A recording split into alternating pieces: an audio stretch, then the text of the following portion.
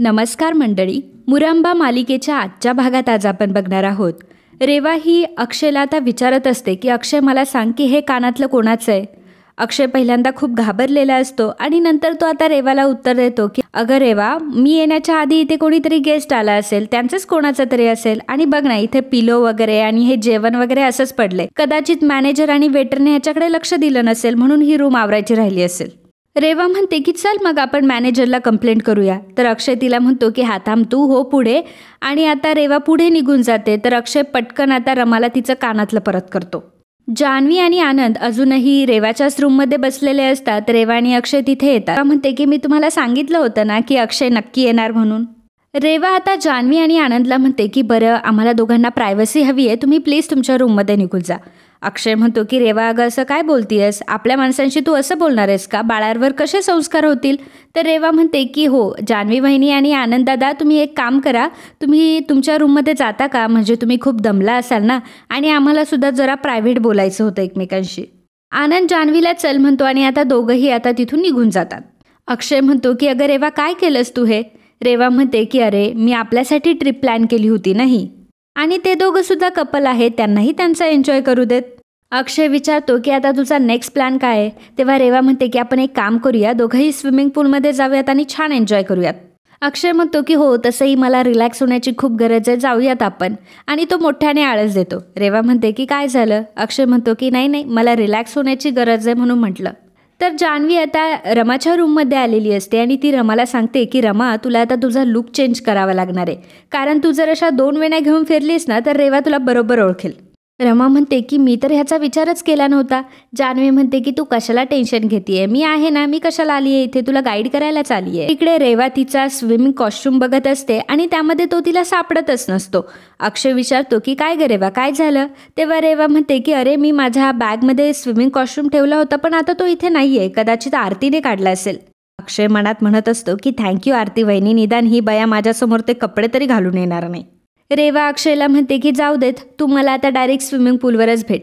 अक्षयला मात्र खूप आनंद झालेला असतो कारण रेवाचा कॉस्ट्यूम गायब असतो. रमा मस्त छान असे फॅन्सी ड्रेस घालून बसलेली असते. तिने पूर्ण तिचा गेटअप चेंज केलेला असतो आणि मस्त डोळ्यांवर गॉगल लावून आता ती बसलेली असते. परंतु अक्षयने मात्र तिला ओळखलेलं असतं. आता अक्षय तिच्या समोर येऊन बसतो आणि रमाला म्हणतो की काय स्वर्गातून आलात का. अक्षय आता पुढे इंग्लिशमध्ये बोलायला लागतो. तर रमा म्हणते की no English, only Indian language, only eyes. असं म्हटल्यावर अक्षय म्हणतो की आईस, आईसचा काय संबंध. तर रमा आता तिच्या डोळ्यांवरचा गॉगल काढते आणि म्हणते की आईज. अक्षय म्हणतो की अच्छा, म्हणजे डोळ्यांची भाषा करायची आहेत, तर बघू दे बरं मला तुझे डोळे काय सांगतायत ते. अच्छा, तुझे डोळे मला बोलवताय, असं अक्षय तिला म्हणत असतो. मा आणि अक्षय आता दोघंही एकमेकांकडे बघत असतात. त्याच वेळी तिथे रेवा आलेली असते. तर रेवाला बघून अक्षय म्हणत असतो की हाडळ आली आहे आणि माझ्याकडे खूप रागाने बघते, चल काहीतरी प्रॉब्लेम होण्याच्या आधी मी जातो. अक्षय रमाला म्हणतो की रमा तू खरंच खूप सुंदर दिसते, आणि तो आता रेवाकडे येतो. रेवा मात्र रमाकडे बघत असते आणि अक्षयला ती विचारत असते की अक्षय कोण आहे ती. तेव्हा रमा मात्र तिच्या तोंडावर हॅट ठेवून झोपलेली असते. अक्षय म्हणतो की अगं स्पॅनिशची मुलगी आहे ती आणि तिच्यासोबत जरा गप्पा करत होतो. रेवा म्हणते की अच्छा, म्हणजे फिरायला माझ्यासोबत आलंय आणि गप्पा दुसऱ्या मुलीसोबत करतोयस. अक्षय म्हणतो की आता लॉजिकली बघितलं तर मीही रमाचा मुलगा आहे, पण तुझ्यासोबत फिरायला आलोस ना. बरं ते जाऊ दे, पण तू खूप छान दिसतेस ह्या कपड्यांमध्ये, असं मुद्दाम तो रेवाला म्हणतो. अक्षय रमाला म्हणतो की काय ग, तुला स्विमिंग करायची होती, मग तू तुझे शॉर्ट कपडे नाही घातले का. रेवा म्हणते की ॲक्च्युली मला घालायचे होते पण आता ते बॅगमध्ये नाही आहे, तर काय करू मी. रमा मात्र या सगळ्यांचा आनंद घेत असते आणि ती हसत असते. रेवा अक्षयला पुन्हा विचारते की अक्षय, ती स्पॅनिश मुलगी माझ्यापेक्षाही सुंदर आहे का. अक्षय म्हणतो की अगं सोड ना तिचं, तिच्या पुढे तू पण खूप सुंदर दिसतेस. रेवा आता फार लाजत असते. रेवा म्हणते की चला आपण आता स्विमिंग करूया. अक्षय त्याची पॅन्ट वरच करत असतो. तेवढ्यात तिथे जान्हवी आलेली असते आणि जान्हवी रमाला बघते की रमा खूप उतावळी झालेली असते स्विमिंग करण्यासाठी. जान्हवी येते आणि जोराचा रेवाला धक्का देते, तशी रेवाही स्विमिंग पूलमध्ये पडते.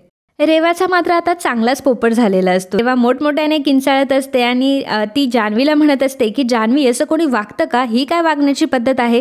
जान्हवी म्हणते की सॉरी, हा आता आम्हाला काय माहीत होतं की तुम्ही इथे आला म्हणून. तुम्ही तर आम्हाला म्हटले की तुम्हाला प्रायव्हसी हवी आहे आणि मग आम्ही आमच्या प्रायव्हसीसाठी इथे आलो, तर तुम्ही इथे होतात, त्यात आमची काय चूक. तेव्हा जान्हवीला म्हणत असते की जान्हवी, तुला माहिती आहे ना मी प्रेग्नंट आहे, तरीही तू माझ्याशी असं वागलीस. तेव्हा जान्हवी म्हणते की हो सॉरी मी विसरलेच होते ग. जान्हवी रेवाला म्हणते की रेवा तू प्रेग्नंट आहेस ना, मग तुला समजत नाही, तू पाण्यामध्ये काय करते, तुला सर्दी वगैरे झाली तर तुला सांगितलं होतं ना रूममध्येच बसायचं म्हणून. रेवा आता अक्षयला म्हणत असते की अक्षय तू मला वरती घे ना, मला खूप थंडी वाजतीये. तर अक्षय आता त्याच्या अंगातलं जॅकेट काढतो आणि तो रेवाला देत असतो आणि म्हणत असतो की ये तू याला पकडून. आनंद म्हणत असतो की अरे अक्षय काय करतोय, ती काय मासोळी वगैरे आहे का तुला चिकटायला तुझ्या अंगाला, तू तिला वरती घे ना. तर अक्षय म्हणत असतो की नाही नाही रेवा तू ह्या जॅकेटला पकडून वरती आहे. रमा मात्र हे सगळं बघत असते. तर आता शेवटी रेवा ही स्विमिंग पूलच्या बाहेर आलेली असते आणि तिला फार थंडी वाजत असते.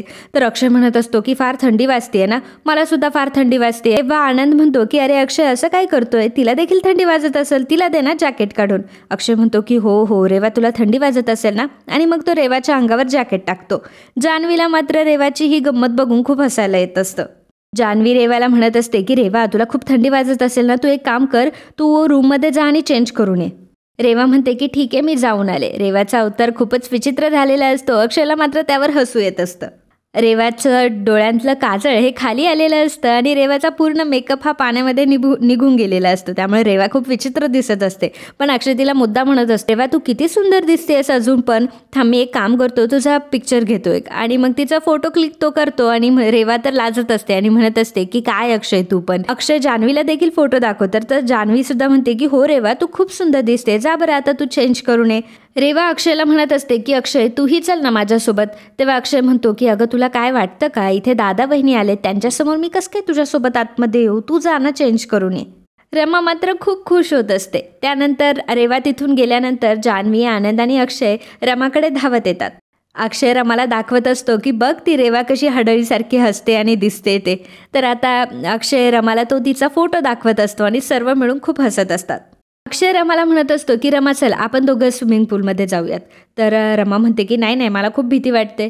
तर जान्हवी म्हणते की अगं तुला पावसात भिजायला आवडतं ना, तसंच आहे. रमा तिला म्हणत असते की पावसात भिजणं वेगळं असतं आणि पाण्यात राहणं वेगळं आहे.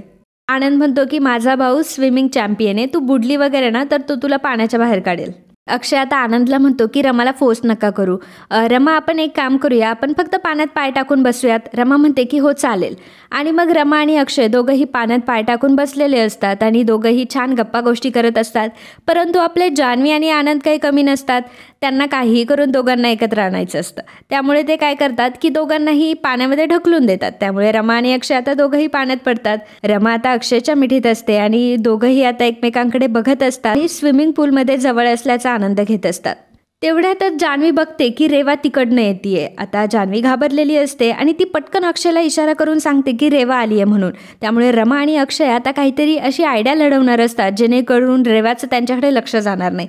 आणि मित्रांनो आजचा हा भाग इथेच संपतो. पुढील भागात आपल्याला पाहायला मिळणार आहे. रेवा अक्षयला रूममध्ये घेऊन आलेली असते. रेवा अक्षयला म्हणत असते की अक्षय मला मान्य आहे की आयुष्यात मी खूप चुका केल्यात आणि मला गिल्ट पण वाटतो, पण तो काळ आठव ज्या काळामध्ये तू माझ्यावर खूप प्रेम करायचास. तो काळ मला पुन्हा एकदा अनुभवायचा आहे आणि तो काळ अनुभवण्यासाठी तू माझ्यासोबत डेटवर येशील का. तर अक्षय जाण्यासाठी तयार होतो. अक्षय रमाला देखील म्हणतो की रमा तूही चल, कारण तुला माहिती आहे ना ती कशी आहे. तर रमा अक्षयला म्हणत असते की तुम्हाला तिला ह्याच्यापर्यंत आणायचं आहे की तुमचंही तिच्यावर प्रेम आहे म्हणून. आणि मी तुमचा व्हिडिओसुद्धा रेकॉर्ड करणार आहे आणि तुम्हाला तिच्याकडनं सगळं काढून घ्यायचं आहे. तर रमाचा आणि अक्षयचा हा प्लॅन झालेला असतो रेवा विरुद्ध. आता तो सक्सेसफुल होईल का नाही हे आपल्याला पुढील भागातच समजणार आहे. तर मित्रांनो असेच मुरांबा मालिकेचे डेली अपडेट बघण्यासाठी आत्ताच आपल्या चॅनलला सबस्क्राईब करा. आणि हा व्हिडिओ आवडला असेल तर व्हिडिओला लाईक आणि कमेंट करायला अजिबात विसरू नका. धन्यवाद.